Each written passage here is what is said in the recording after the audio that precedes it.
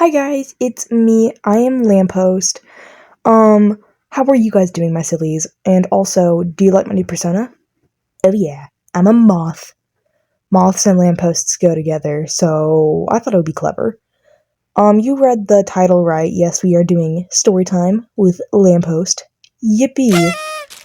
And yeah, this is gonna be fun. So if you like hearing about my inside life and embarrassing things I might have done, then keep watching.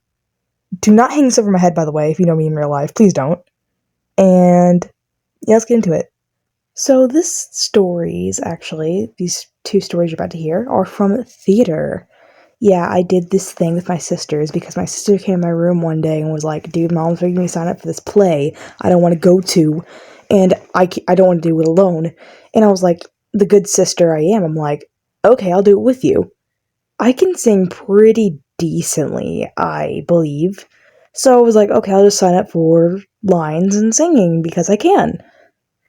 The thing about this play was, whatever you auditioned for, singing or like dancing or like doing lines, you did get a part in that type of thing. No matter if it was small or big. It all depended how you did your audition. So when I went in there, I nailed it, as always. Just kidding, I actually sucked at my lines, dude. I was so embarrassed. But I did get a pretty decent role. What we were doing was something called a springboard, where we just collabed a bunch of plays together and just did a few scenes from each of the plays, like Beauty and the Beast, like Princess and the Frog, Hunchback of Notre Dame. But anyways, I got the Tin Man and the Wizard of Oz type, so I had to sing If I Only Had a Heart. LOL, ironic. But anyways, I did practice a lot. But something I want you to know about me, I have stage fright. Intense stage fright. I just forget everything. Everything flies away. Goes out of my mind immediately. And I'm like, oh no. So we had to do 4 plays, and which made me mentally drained and exhausted after like hours and hours and hours of practice. And choreography, because somehow I got into the dancing sections. But anyways, night of the show comes. First show, I do pretty good. I'm okay, fine, great. The third show was when my whole family was coming. My grandparents, my parents, my brother, a bunch of other people, and my friends. And I was panicking, bro. I went up to my friend, who I'm not going to name, but let's just call her Serafina. If you're watching this, you know who you are. I went over to my friend and Serafina, and I was like, Serafina, bro, I'm nervous. And she was like, don't be nervous, you'll be fine. And she pushed me on to the back row because I was about to go on with my little hat and everything. And I was like, ooh, I'm not going to be able to do this. But when I go on stage, I'm singing with all the other guys, the lion, the scarecrow, and Dorothy. There was no Toto, though, sadly. Where'd you go, Toto? But he wasn't there. Anyways, but it goes to my part, and I'm supposed to do my solo. So it goes like, when a man's event, whatever, I started singing, and when I was supposed to say, I'm presuming I could be kind of human, I freeze. I'm like, I look at Dorothy, which is actually one of my friends I made there, and Dorothy goes, like, looks at me like this look, like, save yourself, Lamppost. I don't know what to do. So I stand there for a good, 5 seconds, and I just start singing again once that line is over. And everybody knew. Even my best friend that I've known for years was in the audience. Not gonna say names, but let's just call him Coker.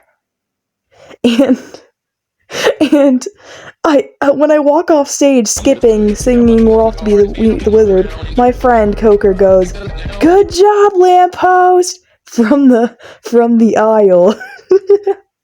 And I go into the back rooms and I start laughing because that was nice. The 4th show went much better, even though that was not the show my parents and friends were going to be at. But the next story we're about to tell is even more embarrassing. Anyways, so I had this friend I made in theater. We're not going to say names. let's just call him Morgan, okay? Morgan was a Kirby-obsessed, guy. He did, like, Mario. He was a lot of fun, okay? He was a good guy. All things considered in this, I don't talk to him after this incident, but he was a good friend to have during theater. Me and him kind of encouraged each other. Hi, future Lamppost here. If you see Mario on the screen, I am using Mario as a reference for Morgan because I'm very tired right now and I do not want to draw Morgan so many times. So if you just see Mario on the screen, that's him. Don't question it. And let's get on with the video.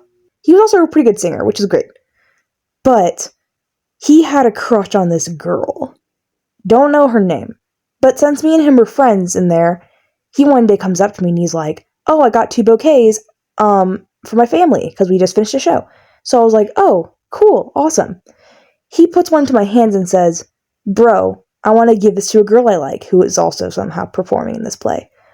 And so I'm like, oh, good for you. Try to hand the flowers back. He goes, Lamppost, you're my friend, right? And I'm like, yeah, obviously. And he's like, will you be my wingman? I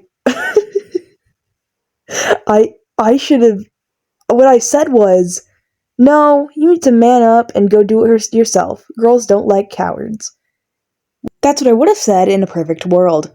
But as we all know, our world is far from perfect. What I really said was, okay. But now, after this last show, I'm expected to give flowers to a girl I don't even know, which is gonna make it look like I like this girl. I don't like this girl. I don't know this girl. I don't even know her name. I just know she has red hair and is really pretty. Okay? After the show, I grabbed the flowers. My friend Serafina is, like, teasing me this entire time, saying, I want to see this. I want to be there. Ah, oh, Serafina, goodness. But anyways, oh, goodness. I go, and I go out. My family's like, oh, good show, because my mom was there for every show, because, my mom's great. I love my mom. Thank you, Mom. But, oh, no. Basically, Serafina's with me. I'm like, Serafina, I can't find her.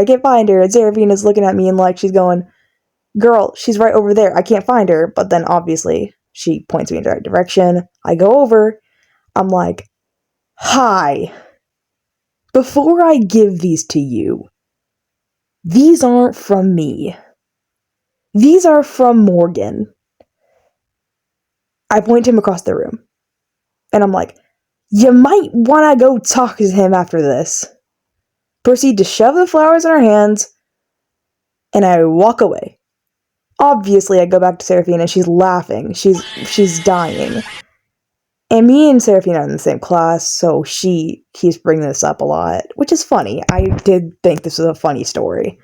But, goodness, I never talked to Morgan again. That's a story for another time, when I finally realized I didn't block his number, because we exchanged numbers. That's a story for another time, but, yeah. Enjoy a few little mini bonus stories about my theater experience. During auditions, there was this girl who would sing Somewhere Over the Rainbow at the top of her lungs over and over and over again until she was called back. Spoiler alert! Me and her were the last ones to get called back. Some kid developed a crush on me throughout the theater experience, and I only figured that out by his friend on the last day before I would never see him again. I missed my call 3 times out of the 4 shows when I had to sprint backstage to get to the other side of the stage before I had to go on. I had a 3-second time window. Well, I hope you enjoyed this very, very special, me ranting about my theater experience and just telling you awkward, embarrassing stories about what the heck happened. If you want to hear more stories similar to this, I'll do it for you guys, even though it pains me to edit. Anyways, I love you guys, and this is Lamppost. Goodbye.